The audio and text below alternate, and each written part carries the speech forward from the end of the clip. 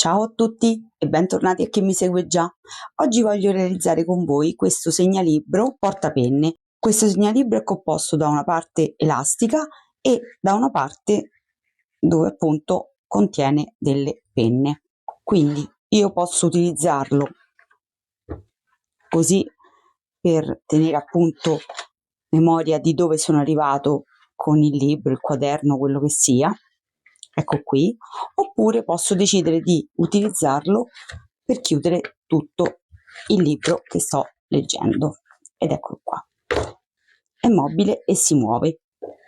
Io trovo questo portapenne con segnalibro carinissimo, è un regalo perfetto per la festa dei nonni, è un regalo per la festa della mamma e può essere utilissimo a tutte le persone che studiano magari sul treno, su un pullman, chi per lavoro corregge degli appunti, magari la sera a letto, oppure può essere utile anche per tutte le persone che sono appassionate di cruciverba.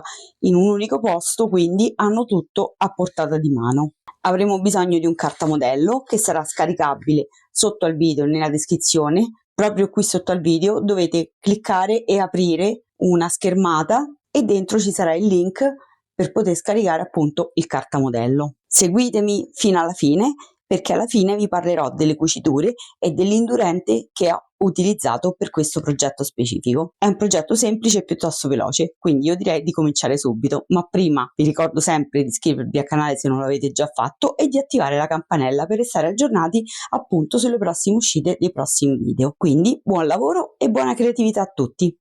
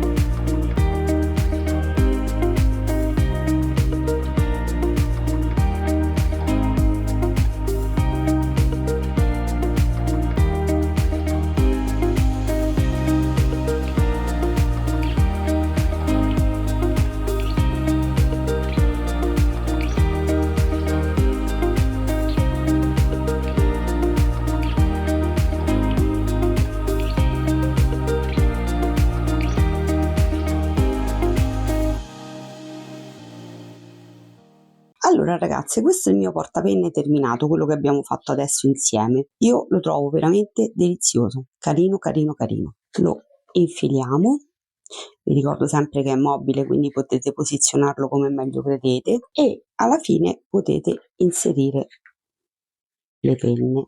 Ecco qua. Io ho fatto qui, forse si vede meglio su questo, ho fatto qui una piccola cucitura zig zag che, come potete vedere, è anche abbastanza distanziata. Ovviamente, se voi volete essere ancora più sicuri, potete tranquillamente farla più ravvicinata, quindi con uno zig zag stretto, ok? Sempre il punto di questa lunghezza qui, perché sennò vi va a finire troppo in dentro, però più ravvicinato, più stretto, così almeno potete avere anche un bordino più consistente, più duro. Un domani che voi volete cambiare l'elastico, se vi si rompe, se volete utilizzarlo per un altro, per un libro più grande o cose di questo tipo, potete tranquillamente cambiarlo, quindi lo smontate, vedete? Lo tagliate, lo smontate e lo rinfilate come abbiamo fatto questa volta. Certo, adesso il portapenne è tutto montato, però passa tranquillamente l'elastico, quindi non c'è problema. L'elastico, questo qui che ho utilizzato io, è un elastico diciamo decorativo, quindi colorato, mentre invece questo qui è un elastico normale, questo è da 2 centimetri e mezzo mi sembra, mentre questo qui è da 3 centimetri. Quindi sulla base dell'elastico che poi voi comprate dovete fare appunto le fessure, dovete misurare l'elastico e fare le fessure. Come vi ho già detto all'inizio, trovate questo cartamodello sotto la descrizione del video, quindi mi raccomando, andate, scorrete sotto il video, ci sta un info box dove voi cliccando si apre e trovate il link per scaricare il cartamodello. Per eseguire questo lavoro ho utilizzato un ago da 70, quindi un ago sottile, mi raccomando, un ago che solitamente io uso con i tessuti quelli proprio delicati. Tra l'altro io ho utilizzato questo Heat Bond rosso che solitamente non si cuce, infatti se avete fatto caso vi ho fatto utilizzare una parte del cartamodello più piccolo proprio perché così quando vado a cucire diciamo tutto il corpo, questa parte qui, non vado sulla parte dell'indurente che ho utilizzato. Ovviamente però per quanto riguarda la parte davanti di stoffa e la fascetta non ho potuto lasciare spazio, quindi ho cucito sopra a questo indurente qua. Allora, a me non ha dato nessun tipo di problema, non ho avuto colla sul lago, quindi non ho avuto nessuna difficoltà. Ovviamente io poi avevo questo, quindi non potevo fare in un altro modo perché avevo soltanto questo. Ovviamente se voi avete la versione light, quindi la versione quella che si può cucire, utilizzate tranquillamente quella, che magari avete visto che ho utilizzato questa e ho cucito sopra, quindi era giusto un chiarimento da fare, insomma, obbligatorio. Allora, vi do anche le misure del progetto terminato. Allora, l'altezza della tasca 13 cm, la larghezza della tasca 7 cm, l'altezza, scusatemi, di tutto il corpo sono 25 cm e mezzo. Bene, dunque a me non resta che salutarvi e rimandarvi al prossimo video, ma prima vi ricordo sempre di iscrivervi al canale se non l'avete già fatto e di attivare la campanella per restare aggiornati sulle prossime uscite. Mi raccomando poi, se il video vi è piaciuto, di condividerlo. Per voi è un piccolissimo gesto, ma per il canale è davvero importante che voi condividiate il video. Ciao!